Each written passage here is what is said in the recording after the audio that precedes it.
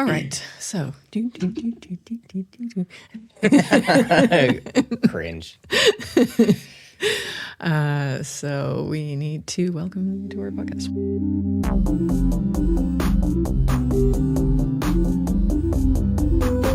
Welcome to In Bits, the podcast that deconstructs our digital lives.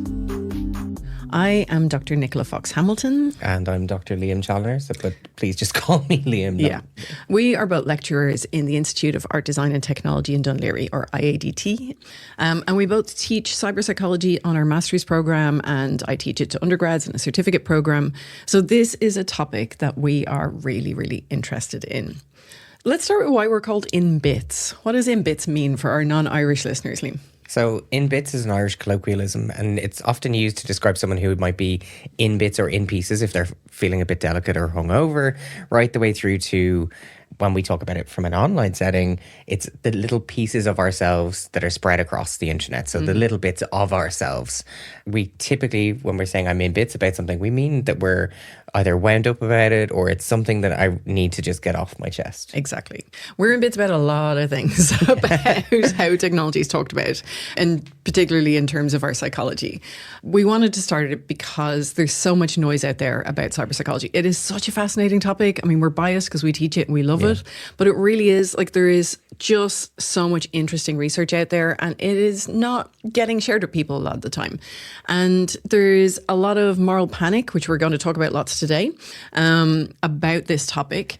And we understand that the research is a lot more nuanced and often a lot more positive than you might think from reading headlines about various things like screen time and mobile phones and social media and so on.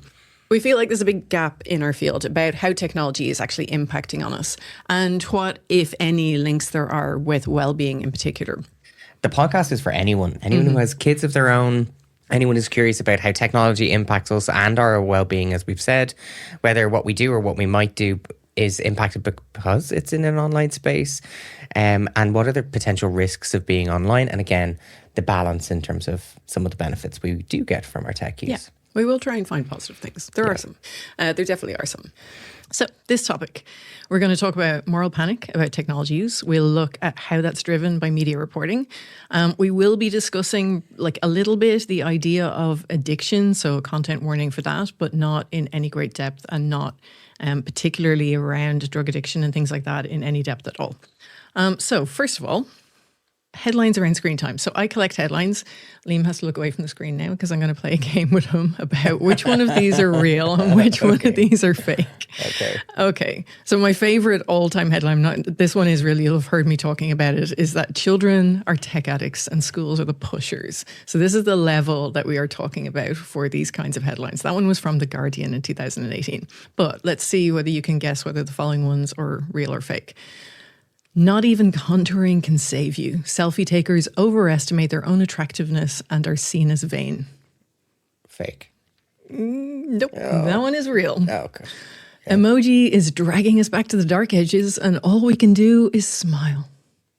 Probably true. Yeah, that one's true. Also The Guardian. Yeah. The end is nigh. How iPhones will destroy us all.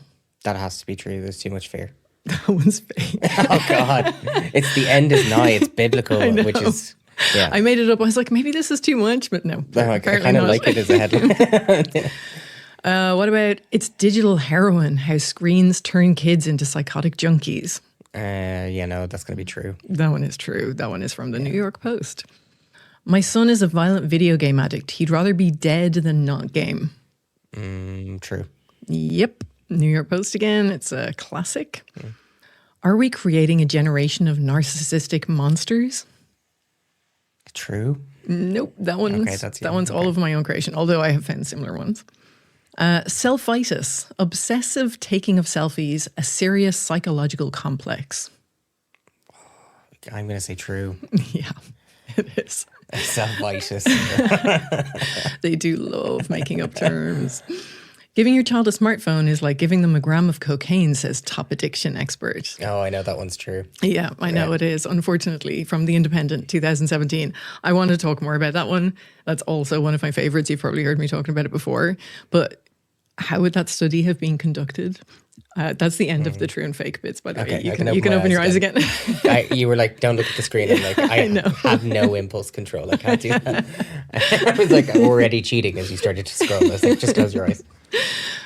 So yeah, giving your child a smartphone is like giving them a gram of cocaine. So if you were to design a study to measure the impact of either cocaine or smartphones on kids, right, you'd have to have 3 groups of kids. One of them would get nothing because they're the control group.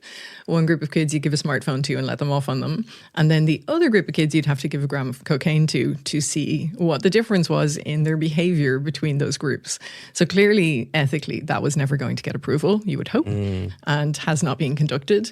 So with headlines like this, you really, really have to take them with a grain of salt. And something that like that's really scary. Generally, the more of an emotional reaction you have to something like that, the less true it probably is.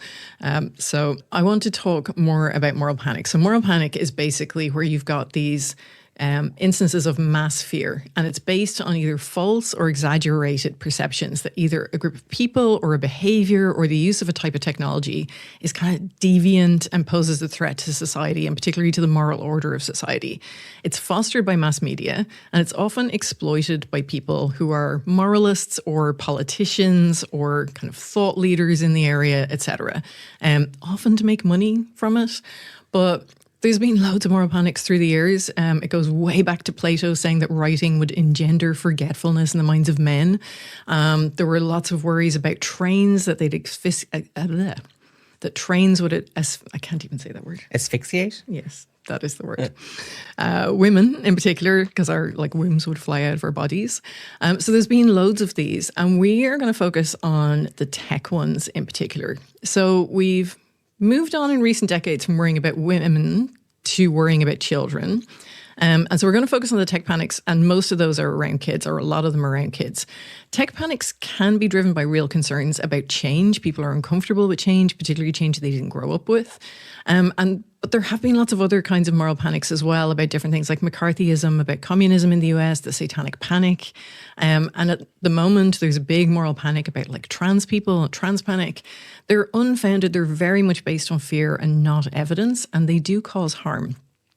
Now, with tech panics, Dr. Amy Orban wrote a really good article called The Sisyphean Cycle of Technology Panics.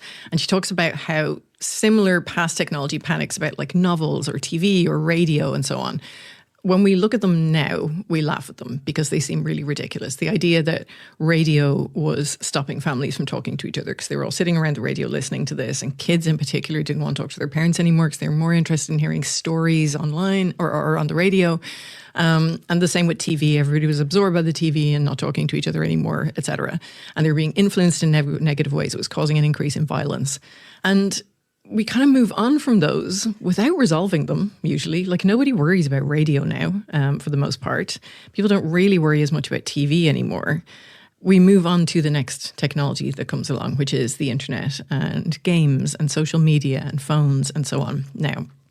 And Amy Orban in that article talks about how researchers spend a lot of time investigating these panics to try and calm people down, but that we tend to do it in a very ineffective way because we don't learn from the past. We're not building on any kind of theory or theoretical underpinnings. We're just looking at how many people are affected by this thing that we're worried about right now, instead of doing it in a comprehensive and kind of useful way. So what harm does moral panic cause?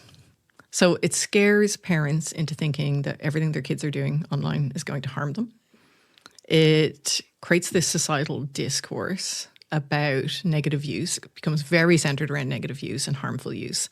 And that actually influences our own perceptions about our own use, which can in fact impact our well-being. Because if we think that everything we're doing is having a negative impact, it actually starts to have a negative impact because we stress about it. So it's like a self-fulfilling prophecy. Yeah, rabbit hole of fear, panic, anxiety when we go round and round and round. Yep. Exactly. The third harm is that some people do profit from scaremongering. So they focus on the negatives. They cherry pick the research that supports their points. They create very simplistic and compelling arguments saying that technology is only bad for kids and all of us, and stressing people out about that. And, we know that clickbait articles go more viral when they are negative and very emotional. And the same thing is true for news articles, for books, etc. So we don't, the books that present a very balanced view, like Pete Etchell's book, Unlocked, is probably not going to be a bestseller in the same way as books like The Anxious Generation, because that's about worrying people and it creates a much more straightforward message rather than a "it depends" message. Yeah. The fourth harm is that it allows governments to scapegoat technology for the issues that we're facing in society, particularly around mental health. And it allows them to avoid responsibility and to avoid having to finance solutions to complex issues that might cost money. So instead of providing high quality mental health services, etc., it tells them that it's okay to just blame phones on it and to talk to people about taking like a 24-hour digital detox if you're not feeling so well, which is not going to help anybody with clinical depression or anxiety or bipolar disorder or anything like that. It also encourages governments to create laws, regulations, or policies that really don't make any sense and that aren't based in any evidential kind of grounding. An example of this in the news in Ireland right now, our last budget that came out allocated €9 million to go towards phone pouches in schools. Mm-hmm. What do you think of that? Yeah. We were chatting about this before. So it equates to about €30 per child, and there's no means testing to this. It's a free-for-all in terms of funding, which is problematic as well, particularly because schools require more funding and more resources. They're still not back to where they need to be. I think the point you touched on in terms of like the government being able to kind of push or pass on kind of liability, whether it's to a social media company or to someone else or it's all the problems are in that sole device, and if we just put it in a little pouch we can lock away, everything is going to be fine, and we'll just ignore the parent that's involved, the teacher that's involved, the moral learnings, all of that we just ignore. I don't think it's going to be a one-stop shop solution. Not even close. No. And it's being presented as something that will like protect the mental health of students. I think that's the primary message that the government has been pushing. And like, first of all, the research on the link between mental health and phone use is extremely complex and mostly doesn't support a link. Yeah. And secondly, the research on mobile phone use in schools is extremely complex. The research base is actually quite poor. Like there was a recent review of all the research by Campbell and colleagues found that the definition of a ban in schools was not the same across all different schools. So some of them had a partial ban where they were able to use the phones in class for teaching activities. Others found it was a complete ban. You weren't allowed to bring it to school. Others were allowed to bring it to school but had to be kept in their bag or their pocket. And those are very different things. And what they found was that it didn't seem to make any difference for mental health, really. It didn't even decrease cyberbullying, which is one of the main reasons also that it's been brought into schools here, because most cyberbullying happens outside of school anyway. They actually found in some situations that it caused more problems than it solved. So when you take phones away from kids, it can increase their stress and anxiety. And it can actually increase cyberbullying because a more authoritarian school is less likely to have a warm, open, and friendly atmosphere, which is better for reducing cyberbullying. So it'll have a more authoritarian atmosphere, which actually increases cyberbullying. So there's all these kind of problems with it. But it reminds me of, obviously, when we talk about cyberbullying, that's my background of research from my PhD. But when we have a problem with a device, our instinct is to remove it. Mm-hmm. And we don't consider is it being used as a form of punishment. So there's a lot of cyberbullying research that talks about when a child is victimized or an adolescent is victimized, our instinct is to remove where the problem is coming from, because if we do that, everything is going to be okay. What it results in is often actual double punishment, or for the person who's been victimized, or by removing it, we're isolating the person as well. So there is research that talks about social support and information seeking with mobile phone use. I think if we simply remove these devices and say, okay, that's the problem gone now, we can all kind of go back to normal. Mm-hmm. We're kind of slightly blind in our approach by doing that. If we go back to like 3210s and old school Nokias that were genius and perfect, they're the phone I had in school. Mm-hmm. And that if you said to me, okay, you're going to put it in this pouch, that's fine, I would probably more likely put in a broken or a secondary phone to kind of overcome that situation, but also by just saying, okay, I put it in a pouch for that particular day and everything is going to be fine. But it doesn't teach an adolescent any self-restraint. It removes that ability. There's all these social aspects that we can't even get into yet. Yeah. Like it takes away their autonomy and it's not teaching them any digital skills, which they're going to need because the world is just so full of tech and it's so useful in so many ways, but we need to know how to navigate it. Yeah. And I think if you give all the responsibility to families to teach kids how to do that. For some families, that's going to be great because they're going to be quite tech savvy. There's plenty of families that aren't tech savvy. The parents are terrified of it. They don't know how to use it. And they sort of just freeze and don't talk to their kids about it and give them unrestricted access or no access instead. And neither of those things is the solution either. So we wanted to know what our students thought about some of these ideas, about whether, for example, their overall phone or social media use is positive or negative, or maybe a mixture of both for them. So we asked some of them. I feel like it's definitely a bit of both. Like, I would never look at my use of like social media and my phone and be like, that is so bad, something needs to change. But I definitely think with certain things, like the fact that your phone is so easily accessible all the time, like, you know, when like, let's say there's something bad going on in the world and like you go on your phone and it's right there and you can't avoid it. Like that type of thing is the only way that I would say is kind of a negative, you know? It's a bit of both. I kind of use it a lot to kind of keep up with political news and all, which I'm very interested in. And I use it for my golf, you know, video my swing and everything. But I do think there's some times where I'm in like at home and I need to do an assignment or something, but I'm on my phone on TikTok or Instagram scrolling, and you know the hours can go by and you don't even realise it. We also want to know, like, what do they think of the idea that we're addicted to our phones, and whether maybe reframing it as a bad habit rather than addiction might be helpful at all. I wouldn't call it like a fair assessment of being addicted, but I do think there's certainly a problem in the world with phones. Yeah, I think if you know, it's a bad habit, definitely, because it can interfere with your work or your social life and it can get out of hand pretty easily. So bad habit's a better way of doing it. I wouldn't say addicted, and I kind of, about the idea that in general people are kind of addicted to their phones, I don't really agree with that, because I think the way I would kind of think of an addiction anyway is that it's something that's really impacting your life in like a negative way. Whereas I feel like everyone has a phone and like it's not like people have it and it's impacting them badly. Like people have it to like make calls and stuff, you know, and it can impact you badly. But I don't think it's right to be like people are so addicted to their phones, you know? Because like for some people it definitely can be a bad habit. Like you can be on your phone like a lot and be missing out on your real life because of it. But I feel like habit is definitely better for in general, because I think everybody has a bit of a habit with social media. I think both of those are really interesting. What stands out to me for both are the two different responses to their device use. So like chatting about like the purposes, so like talking about golf or politics, so like enjoyment, information seeking is what both of those are.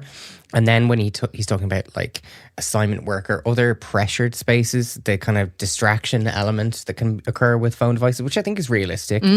Like talking about like almost like the doom scroll element of whether it's TikTok or Instagram, whatever. But I think like he's aware of that distraction, knows the behavior isn't positive or helpful helpful for productivity, is able to spot that and then control for it. Whereas the female, I was going to call her a participant there again for a second, but I can't stop myself. The female student, again, is very realistic in the approach and is like, well, everyone has a phone, and like let's not like think that old kind of parable of the sky is falling is there, which I think is really helpful, because she's like, everyone has a phone, everyone has a device. Just because we all have that doesn't mean that there's going to be some form of like extreme negative impact right away.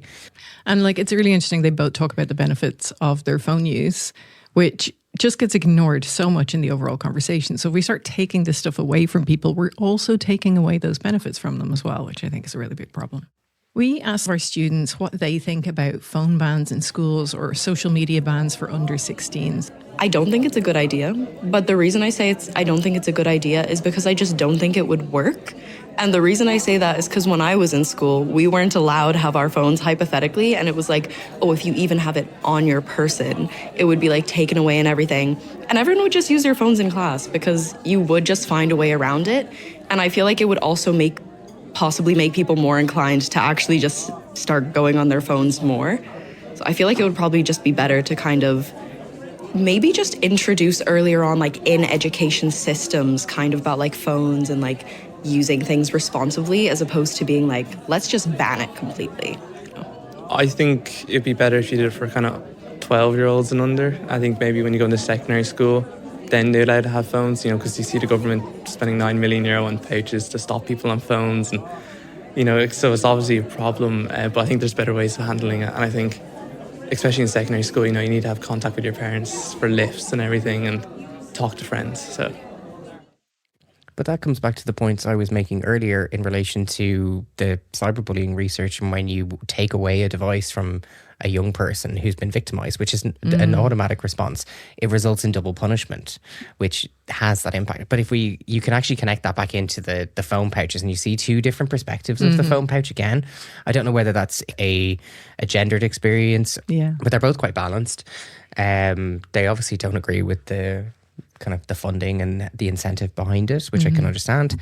But also he's like, well, I think there's other ways that we can approach it. And then it's not necessarily just this withdrawal of content. And then you see in our the female students' response, which I actually love, is let's talk about education in schools earlier. Let's have discussions, which the male student is also supportive of, and like removing this decision making that you were talking about earlier as well, where the autonomy, the learning aspect of it, the moral development is withdrawn and taken away. Yeah.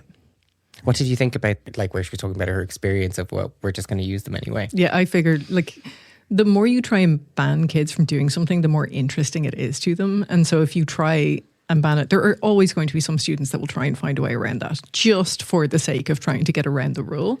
I know I used to do it with wearing like dock boots into school. We weren't supposed to wear boots. And I wore them almost every single day. So kids will find their way around stuff. Well, adolescence is a rebellious age, yeah. or period in life. But I think they're, like, overall, they're quite balanced in their approach. They're obviously young adults. They have their own perspective about how devices can be used for positive and negative reasons as well. Some of the issues that we're discussing here, and some of those headlines, are from people not really understanding the idea of what a correlation is, which is how a lot of this research is designed.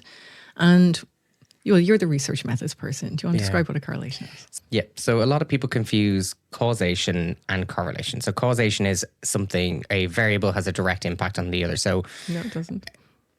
For causation, yes, it does. Oh, it does. Fuck. No, so you need the causation lesson as much as someone else now. Okay, so causation, Sorry, I wasn't even paying attention. No, so causation. Let's keep going. So causation is where one variable, one thing that occurs, has an impact on the other. Does have an impact. So coffee is life. I drink coffee and it increases my energy levels, or I can potentially increase my attention. So that has a direct impact after consumption. Now, correlational is where two variables are related to each other. They do not directly impact each other. So that's the big difference. There is a series of these types of correlations. So, for example, there's a correlation between the number of people who've drowned by falling into a pool by the amount of films Nicolas Cage has appeared in. So there's a positive correlation. So as one increases, so does the other. That doesn't mean that watching a Nicolas Cage film means you're going to fall into a pool, or vice versa. It just means that they're positively associated with each other. And what happens is, when you have a lot of data, the more data you look at, the more likely you are to find correlations. So that example comes from a great site called Spurious Correlations, where the guy who set up the site just looks at tons of data to find these correlations. And some of them are near perfect correlations. One of my favorite recent ones is that the number of Google searches for the word small, SMOL, correlates extremely strongly, almost perfectly, with customer satisfaction in American Airlines. Now, clearly, one of those things is not causing the other, but there is a relationship between the two of them. So when you look at enough data, you are bound to find some things that have a relationship with each other, which doesn't necessarily mean that one is causing the other, or even that relationship means anything practical. So when researchers are conducting research on things like screen time and well-being and phone use and well-being and so on, They shouldn't just be looking at loads of data, and mostly they're not. They should be forming a hypothesis or a very well-educated or well-founded idea of what they'll find from the literature, and then they look specifically for that. So they examine specific pieces of data for that. But even with that in mind, it's still a correlational relationship, which does not explain causality. The only way to find out about causality is to do an experiment where you manipulate one group and see if it has an impact on mental health, for example. So in other words, if you go looking for a relationship between depression and higher screen use, for example, and you find it, it might be that depressed people use their screens more. It might be that using screens more leads to depression. You can't say that it's either one of those. It might be some other completely different factor that isn't accounted for that explains the depression, the screen time, or the relationship between the two. So in a situation like that, the results really need to be interpreted very conservatively, and good researchers won't say that screens are causing depression in that instance.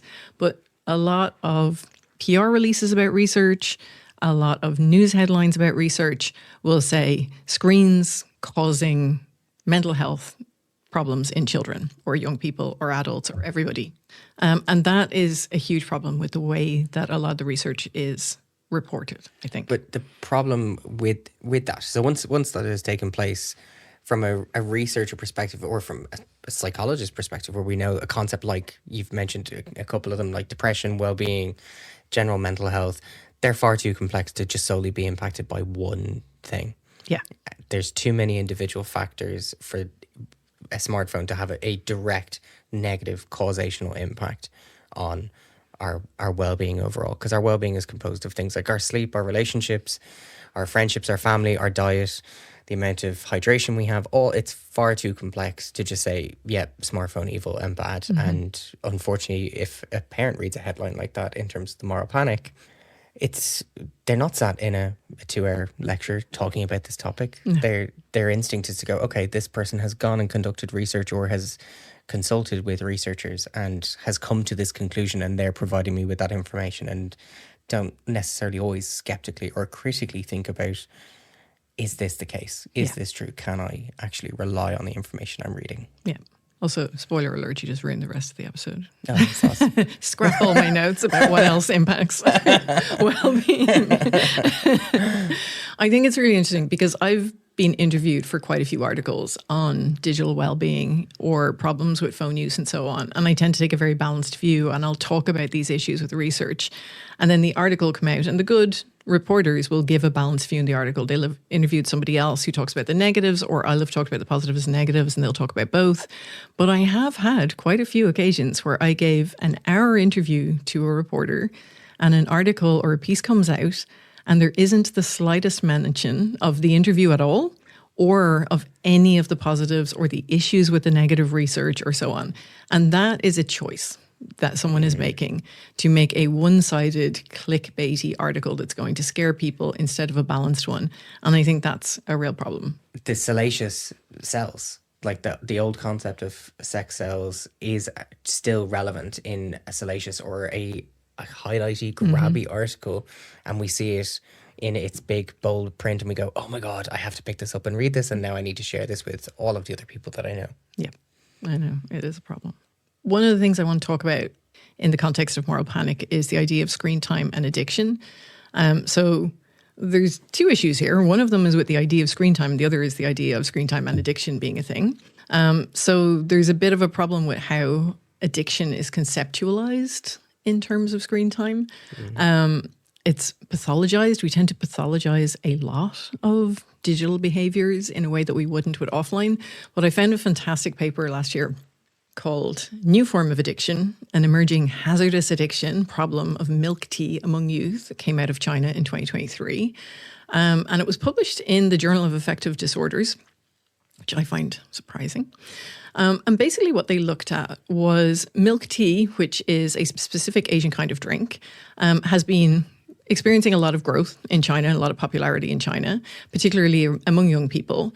So the primary objective of the study was to investigate milk tea addiction and whether it might have a detrimental impact on young people's mental health. So they looked at anxiety, depression, and suicidal ideation. They did a cross-sectional study. So it's a correlational study. They looked at over 5,000 college students. And they also measured their depressive, anxiety symptoms, suicide ideation, and milk tea addiction symptoms using a scale that they developed, which included things like dependence on it, guilty feelings about drinking it, withdrawal, tolerance, being unable to stop drinking it, craving, and intention to stop. Do you want to read the results, Liam? Oh, God. Particularly the first line. But I just like hear you discuss it, and I'm internally sighing. Yeah. Okay. Nearly 77% of participants consume milk tea at least 6 to 11 cups in the last year. Moreover, we found that a high level of milk tea addiction was significantly associated with a higher risk of depression, anxiety, suicidal ideation, respectively, after for controlling for confounding variables, so other stuff that can have an impact among youths consuming milk tea. Our findings highlight that milk tea consumption might lead to addiction, and it is associated with depression, anxiety, and suicidal ideation. Current findings can assist policymakers in developing regulations such as restricting advertising, providing psychoeducational information, establishing food hygiene standards for such a prosperous youth-dominated consumption industry while protecting their mental health. So, yeah, there's a lot to unpack here. It's a rich text. I see, yeah. I got to start at the start, right? 77% of participants consumed milk tea at least 6 to 11 cups in the last year.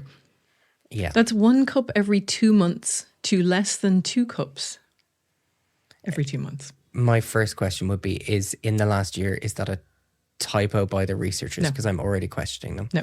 So if you've had milk tea once a month for the last year, they are considering that to be problematic use. Like, we live in Ireland. Now, I know you don't drink tea, Hate but tea. I've drunk 6 to 8 cups of tea over the bank holiday weekend. I was going to say, yeah, I've had like, At least. I would have about 5 to 6 cups of coffee across 2 days, depending on how long the day is, maybe. Yeah. I'm not saying this is healthy behavior, but I think 6 to 11 cups in a year is, yeah. Not very much. That's a nice occasional treat. Yeah, that's a box of tea bags that goes a long way. Yeah. And then they created this scale, the milk tea addiction scale, based on substance use guidelines, which is things like alcohol, cocaine, heroin, like major drug addiction guidelines. But they're doing it for milk tea. And then they're associating it with things like depression, anxiety, suicidal ideation, etc. But even if you go back to the DSM guidelines, it has to be like your milk tea consumption causes problems, significant problems in your ability to function at work, at home. One of the questions that's used for substance abuse with alcohol is, have you lied about your alcohol consumption to a significant other, someone in your life? So have you lied about your milk tea consumption, Nicola? So I'm very open about it. The problem is that the guidelines that are being used are so severe that the lens has already been biased, which is a problem here. I mean, when you look at what they were measuring in the scale, things like intention to stop. Well, no, why would somebody stop when they're having 6 cups of tea in the last year? Like, that's not a problem. No one would have intention to stop. Dependence on it? Like, is anyone who's drinking it a couple of times a month Withdrawal. dependent? And withdrawal, like, what are the withdrawal symptoms for milk tea? Like, it's got some sugar in it. It's got some milk in it. That's kind of it. It's just gross. I hate tea so much. It's so problematic. And just you're like, what are the withdrawal symptoms? I'm like, happiness. So the significantly associated. So significantly in terms of like, yes, it is associated. Not that the significance is incredibly high, with a higher risk of depression, anxiety, suicidal ideation, and respectively after controlling for other variables. I do not believe this study, as a cross-sectional study, is extensive enough to control for any of the other variables that are involved with any of these topics, let alone all of them in combination together. But I mean, even the most straightforward observation that if you're feeling anxious or depressed, etc., maybe you treat yourself to a nice thing to make yourself feel better. Yeah. And so maybe you are more likely to drink them, but it certainly doesn't mean it's causing it. No. There's relationships that we can have there, but there's definitely not a causation argument. And then, so the jump from drinking 6 to 11 cups in a year, to addiction, to the huge mental health problems, to then governments should provide psychoeducation and restricting advertising on this industry so that you can protect young people's mental health is so insane. So this paper is just so absolutely batshit crazy and so off the wall that I think it's a really good example of how taking correlations and extrapolating from them far beyond their intended meaning or any potential relationship can be such a huge problem. By the time you get to the end, you should read this and go, certainly as a researcher, you read this and go, here. Yeah. Like, come on. It already has a slant of bias. There is a problem. There's a level of judgment that is there. Academic publications should be free of bias and they should declare bias. So there's a lens there that I'm not. Yeah, I feel like maybe the researcher's nemesis has a really thriving milk tea business or something. Bubble tea. Yeah. No. But I think it's an example. Like, we talk about peer review and how it safeguards against nonsense getting published and how it kind of preserves the quality of research. There's supposed to be a couple of people who look at this, who are also researchers in the area, who look at this and go, this is good quality or it's not. These revisions need to be made. But that doesn't mean that complete nonsense doesn't get through the net, because this is complete nonsense. This should never have been published. So there was a lot of pushback on this and there were some replies written to it, etc., which you would expect. And that's how science works. It gets corrected, which is good. But the paper has not been withdrawn. So with the screen time research, a lot of the earlier research up until maybe sort of 4 or 5 years ago was kind of problematic because not only was it correlational, which is fine. Like, there's loads of correlational research. That's fine once you don't over-interpret the findings or extrapolate from them to indicate causality. But a lot of it was also based on asking people how long they spent online. And we tend to spend quite a bit of time online, and we're also on our phones throughout the day at different intervals. And we tend to be really, really bad at estimating behavior that we do a lot. Yeah. We under or overestimate our time spent online or social media by quite a lot. They're only actual use and estimated use are only kind of moderately correlated. So in particular as well, the very mental health outcomes that researchers are interested in, like depression and anxiety and well-being, affect how we perceive our time online. So for example, people with higher depression scores generally have greater inaccuracy in estimating how much time they spend on social media. So they were correlating people's perception of how long they were spending on social media with their depression scores and saying, oh my God, there's a relationship between the two and it's terrible, one's causing the other.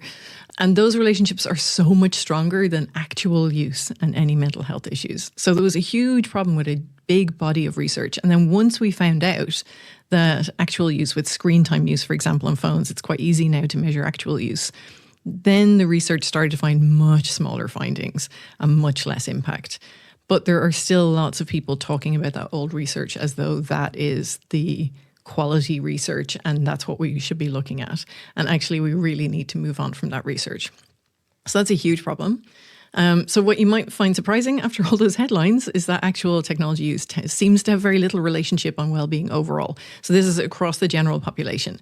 So in one study on adolescents by Shabilsky and colleagues, they found that 0.5% of the difference in well-being, so that's 0.5% in the amount of well-being, was related to technology use in adolescents. And like Liam spoiled earlier for me, things like eating breakfast and getting a good night's sleep are much more important. So there's a lot of things that are really important. And then there's been several large studies and longitudinal studies over 8 and 9 years that found really no substantial relationship between internet or social media use and subjective well-being. And I think what's interesting is that disconnect between what the evidence is telling us and what we believe about the effects of technology. So a lot of us believe that it has a negative effect on us, and we're quite attached to that. Like when I tell people that the research suggests that for the most part, it's not having a negative effect, they don't really want to believe that. They don't. It's a lot easier to blame something else, though. Yeah. So it might stem from the media reporting on it, leading us to believe that it must be causing us harm, and that influences our own perceived use. And there's so much reporting on it. And when you see things, the same message over and over again, we tend to believe it more. We know that from the misinformation research. That's kind of problematic as well. And then there are, of course, some people who do experience a negative impact. So, when you look at the average across the population, it doesn't seem to be impactful on a wider level. But that doesn't mean that some people aren't experiencing problematic use or harm from using social media or their phones or technology in general. That's something that, like lots of good researchers know, that we need to start getting more into individual experiences or smaller groups experiences. Like we know kids with intellectual disabilities are more vulnerable online. People who are lonely can sometimes be more vulnerable online, but not always. Like there's very individualized kind of experiences that people have. We need to get more fine-grained data, I think. But if you shift it away, and so a lot of the moral panic focuses on kind of younger people, adolescents, kids, because it's easy. We can focus in on the parent and we can anchor them in. A lot of the research that looks at older adults, there's a lot of research that happened during COVID about social support, information seeking, staying connected with others for older adults. Like there was issues in terms of technology adoptance for some people, but generally not for everyone. There's the same panics that exist for older people in technology. They tend to revolve around different topics like cybersecurity and how they're all going to be incredibly vulnerable because they didn't grow up with technology. And those same moral panics aren't actually the case. These exist everywhere. It's very easy to blame a tool or the medium that we're using rather than actually bringing it back to us and our own behavior and our own use. Yeah.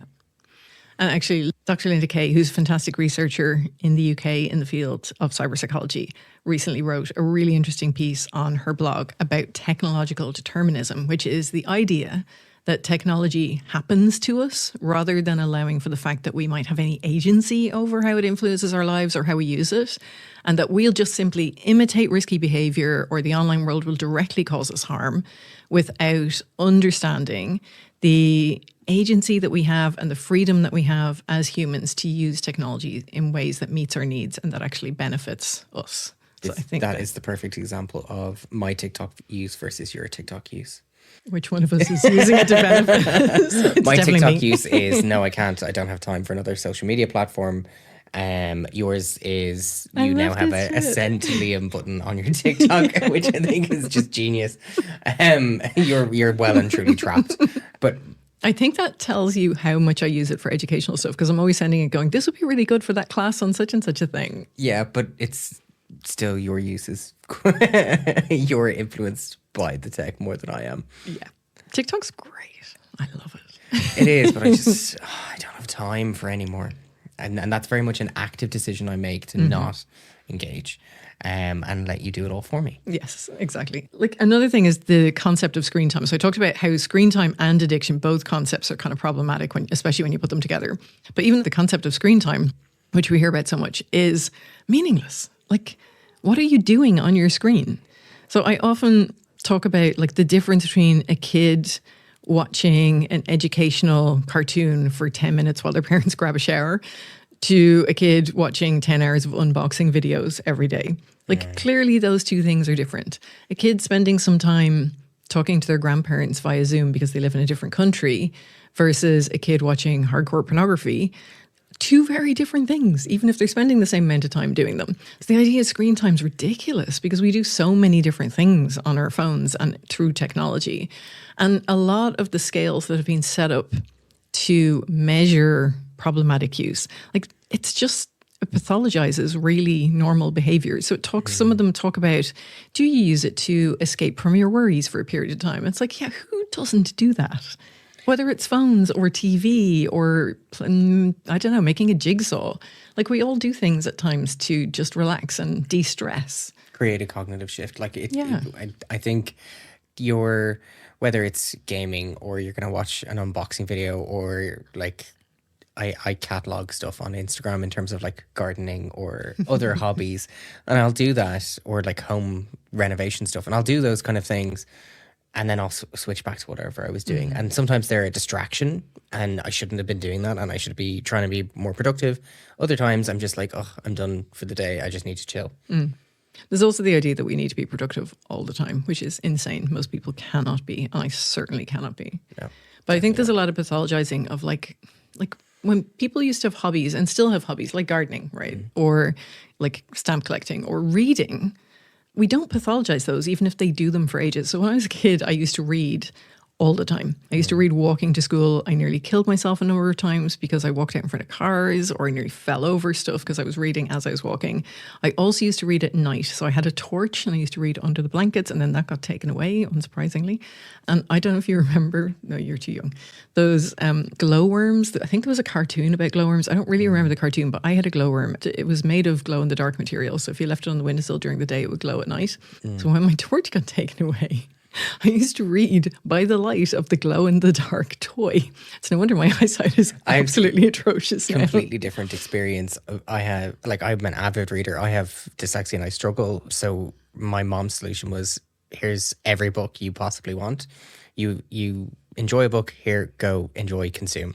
And I exactly the same would read insane amounts of books. So across the summer, in bed at night, your torch got taken away. I got one of those cool little sleevey ones that went onto the back of the book, and you'd open it up and it was like a bookmark one.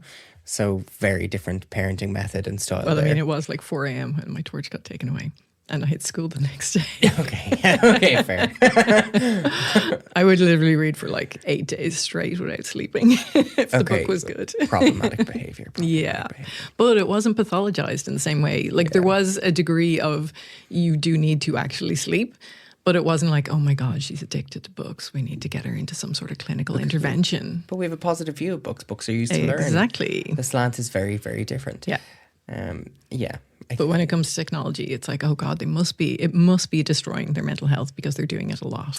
So I think the idea of addiction is kind of problematic. So there's problems with the ways we measure it. We're going to be talking about this more in another episode. But I think what is useful is to think about like overuse or problematic use, which definitely exists. Like we're not all using social media and screens in the best possible way for us. But if you think about it more as a habit that we can adapt rather than an addiction that we've no control over, that might be a healthier approach, I think. Definitely. So we also have lots of benefits from our use of technology. And we'll go into some of these in much greater detail in future episodes. But we do get, like Liam mentioned earlier, we get social support from our phones through reaching out to people, through communities that we find online. We get connection and belonging. We find and build and maintain relationships. We're definitely going to be talking about some of that because online dating is my area of research. We use them for fun and relaxation, for education and learning, for work. Like there's so many good things that we get out of it. And all of that tends to be ignored in the media reporting. And I think that's a problem, that there's no balance. It's not that there are no problems with technology. There definitely are some. But I think we need a more balanced conversation. I think we need to learn how to have a balanced conversation and in the media a lot, or in our publications that we're looking at, there is this negative lens. And the example you gave earlier where the balanced view was potentially ignored because it wasn't as salacious. I think it's okay to have, these are the fears, these are the things I'm worried about. But again, with balance, and go, these are the things that you are worried about. Here, come read this headline. Don't worry, it's okay. It's a safe space. Let's chat about some of those fears and dispel the ones that we can dispel. Yeah. And again, bring it back to correlation, causation, and understanding the actual impact it's having. Because I think it's kind of positive that in general, tech's not impacting everybody negatively, because then we can actually focus on the actual problems. Yeah. And look at the positives and how to increase those and encourage them. Exactly. Yeah. Thank you so much for joining us on our first episode. In our next episode, we're going to be talking more about the idea of addiction and technology and so on. You can find us on social media. So we've a couple of different platforms, Blue Sky, Instagram, TikTok, and YouTube. So you can find us at In Bits Podcast. And you will find us for the next 3 weeks, every week on Tuesdays on whatever platform you get your podcasts on.